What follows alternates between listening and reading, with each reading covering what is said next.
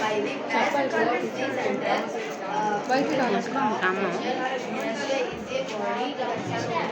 దగ్గర పట్టింది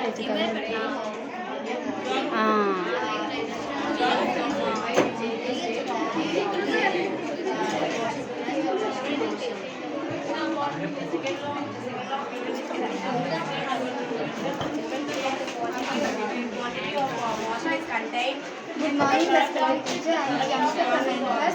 Today we are going to explain about 7 steps in agriculture. There are 7 steps involved in agricultural practices.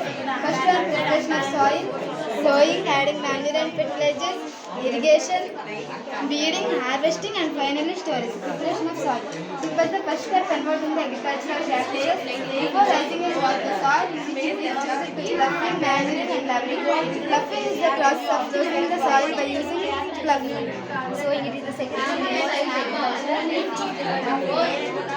Loud. After the preparation of soil, seeds are dispersed in a field. This process is called sowing. The third step is the adding manures and fertilizers. The substances which are adding on the soil in the form of nutrients are called manures and fertilizers. Continuous cultivation of the crop makes the soil poor in nutrients. Therefore, farmers have to add manures to the soil. Irrigation must apply water to plants at regular intervals. Is called irrigation. Weeding. The removal of weeds is called weeding. The unwanted plants in the field is called weeds. The weeds are controlled by using certain chemicals called herbicides. Harvesting and cutting the crops after reducing after harvesting the grains are stored for a long time. A large scale of storage is mainly done in silos and garnets. Farmers store the grains in jute bags and metallic bins.